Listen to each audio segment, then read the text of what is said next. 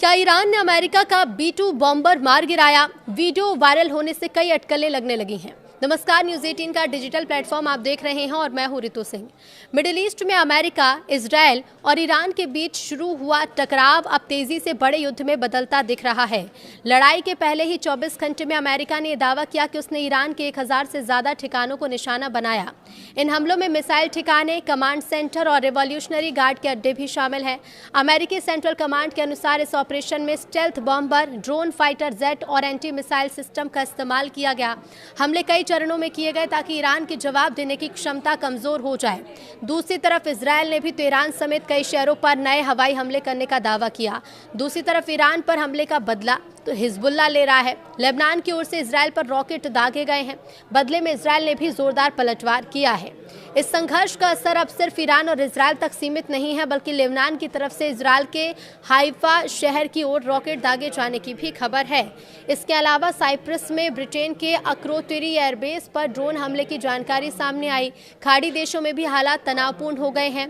Gulf cooperation council के सदस्य देशों ने आपात बैठक बुलाई। यूएई, सऊदी अरब, कतर, बहरीन, कुवैत और ओमान ने संयुक्त बयान जारी कर कहा कि नागरिक इलाकों पर हमला अंतर्राष्ट्रीय कानून का उल्लंघन है और जरूरत पड़ी तो अपनी सुरक्षा के लिए कड़ा कदम भी उठाया जाएगा।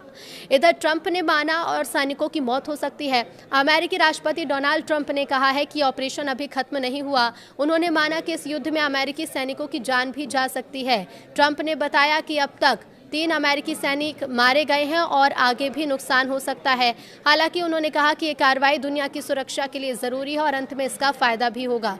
ट्रंप के बयान से ये तो साफ है कि अमेरिका फिलहाल पीछे हटने के मूड में नहीं है। अब इस युद्ध का असर दुनिया की अर्थव्यवस्था पर भी दिखने लगा है। अंतर्राष्ट्रीय बाजार में कच्चे तेल की कीमत तेजी से बढ़ी है और ये $80 प्रति बैरल के पार पहुंचा। विशेषज्ञों ने कहा कि अगर मिडिल ईस्ट में लड़ाई लंबी चली तो तेल सप्लाई प्रभावित हो सकती है और इससे दुनिया भर में महंगाई बढ़ेगी और कई देशों की अर्थव्यवस्था पर असर भी। सोशल मीडिया पर अब एक वीडियो वायरल है जिसमें दावा किया जा रहा है कि ईरान ने अमेरिकी B-2 स्टेल्थ बॉम्बर को मार गिराया। वीडियो में जलती हुई चीज गिरते और विस्फोट होते भी दिखी, लेकिन इसकी आधिकारिक पुष्टि अभी तक नहीं हुई। अमेरिकी अधिकारियों ने माना है कि ईरान पर हमलों के B-2 बॉम्बर का इस्तेमाल हुआ था, लेकिन किसी भी विमान के गिराए जाने की पुष्टि नहीं की गई। पेंटागन के मुताबिक हमले में सैकड़ों स्ट्राइक की गई और कई मिसाइल ठिकानों को निशाना बनाया गया। इधर संयुक्त अरब अमीरात में अमेज़न वेब सर्विसेज के एक डेटा सेंटर पर हमला होने के बाद आग लग गई। कंपनी के मुताबिक किसी वस्तु के टकराने से आग लगी, जिसके बाद एहतियात के तौर पर बिजली सप्लाई को बंद करना पड़ा। ये घटना भी ऐसे समय में हुई जब ईरान के जवाबी मिसाइल और ड्रोन हमले के कारण यूएई समेत खाड़ी देशों में कई ठिकानों को निशाना बनाए जाने की खबरें सामने आई। अधिकारियों ने कहा कि हालात पर नजर रखी जा रही है।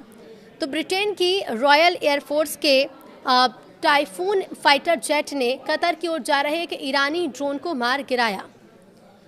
ब्रिटिश रक्षा मंत्रालय के मुताबिक ये कार्रवाई कतर के एयरस्पेस की सुरक्षा और क्षेत्र में ब्रिटिश हितों की रक्षा के लिए की गई। बताया जाता है कि जेट कतर में तैनात संयुक्त ब्रिटेन कतर स्क्वाड्रन का हिस्सा था और एयर टू एयर मिसाइल से ड्रोन को गिराया गया। अमेरिका इजराइल हमलों के बाद ये पहली बार है जब ब्रिटिश लड़ाकू विमान ने सीधे किसी ईरानी ड्रोन को निशाना बनाया हो। अमेरिकी ईरान का युद्ध चल रहा है तो अमेरिकी सेंट्रल कमांड ने कहा कि ईरान के खिलाफ सैन्य कार्रवाई जारी है और अमेरिकी बल संभावित खतरों को खत्म करने के लिए हमले कर रहे हैं। एक वीडियो जारी किया गया है जिसमें ईरानी airbase, missile launcher site, drone ठिकाने और सैन्य हमलों पर हमले दिखाई दे रहे हैं। सैन्य इमारतों पर हमले दिख रहे हैं। बयान में अब ये भी कहा गया कि ऑपरेशन के तहत fighter jet, drone, cruise missile और सटीक बमों का इस्तेमाल किया गया है ताकि ईरान की सैन्य क्षमता को कमजोर किया जा सके। तो वहीं अमेरिकी राष्ट्रपति डोनाल्ड ट्रंप ने कहा कि ईरान के साथ चल रहे युद्ध में अब तक 3 सैनिक मारे गए हैं, लेकिन आगे बढ़ने की और आगे मौत की संख्या ज़्यादा हो सकती है। ट्रंप ने यह भी कहा कि पेंटागन के अनुमान के मुताबिक नुकसान काफ़ी ज़्यादा हो सकता है। रिपोर्ट्स के अनुसार कुवैत में ड्रोन हमले में अमेरिकी सैनिकों की मौत हुई है और प्रशासन ने माना है कि ऑपरेशन लंबा चला तो हताहतों की संख्या और बढ़ सकती है। मिडिल ईस्ट में जारी युद्ध जैसे हालात के बीच एयर इंडिया ने भी एक बड़ा फैसला लिया है। एयरलाइन ने 2 मार्च तक यूएई, सऊदी अरब और इजराइल और कतर से आने जाने वाले यात्रियों की सभी उड़ानें सस्पेंड कर दी हैं और एयर स्पेस बंद होने और सुरक्षा खतरे को देखते हुए कदम उठाया गया। अधिकारियों के मुताबिक हालात सामान्य होने के बाद ही उड़ानों को शुरू करने पर फैसला लिया जाएगा। रिपोर्ट के मुताबिक अमेरिका की CIA कई महीनों से ईरान के supreme leader Ayatollah Ali Khamenei और दूसरे बड़े नेताओं की गतिविधियों पर नजर रख रही थी। तो वहीं सूत्रों ने बताया कि ये खुफिया जानकारी इजरायल के साथ साझा की गई, जिसके आधार पर हमलों का समय बदला गया। अब कहा यह भी जा रहा है कि इसी इंटेलिजेंस के चलते अमेरिका इजरायल ने संयुक्त ऑपरेशन की योजना को आखिरी समय में एडजस्ट किया। इधर ईरान में शीर्ष नेतृत्व के मारे जाने के बाद संभावित नए नेतृत्व की ओर से अमेरिका के साथ बातचीत के संकेत मिले। व्हाइट हाउस के एक वरिष्ठ अधिकारी के मुताबिक ईरान की तरफ से संपर्क की इच्छा जाहिर की गई, जबकि राष्ट्रपति डोनाल्ड ट्रंप ने भी कहा कि वो नए नेतृत्व से बात करने को तैयार है। हालांकि सैन्य अभियान अभी भी जारी और अमेरिका ने साफ किया है कि कार्रवाई नहीं रुकेगी।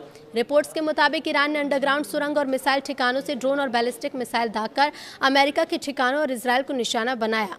रक्षा विश्लेषकों के मुताबिक ईरान के पास पहाड़ों के अंदर बने गुप्त टनल बेस हैं, जहां से मिसाइल और ड्रोन लॉन्च किए जाते हैं और ताकि उन्हें सैटेलाइट और हवाई हमलों से बचाया जा सके। अब ऐसे अंडरग्राउंड ठिकाने पहले भी ईरान की सैन्य रणनीति का हिस्सा रहे हैं और इन्हें लंबी लड़ाई के लिए तैयार किया गया। इजरायल की इमरजेंसी सर्विस मैगन डेविड एरोम के मुताबिक ईरान के साथ शुरू हुए युद्ध के बाद से अब तक कम से कम 10 लोगों की मौत हो चुकी है, 200 लोग घायल हो चुके हैं।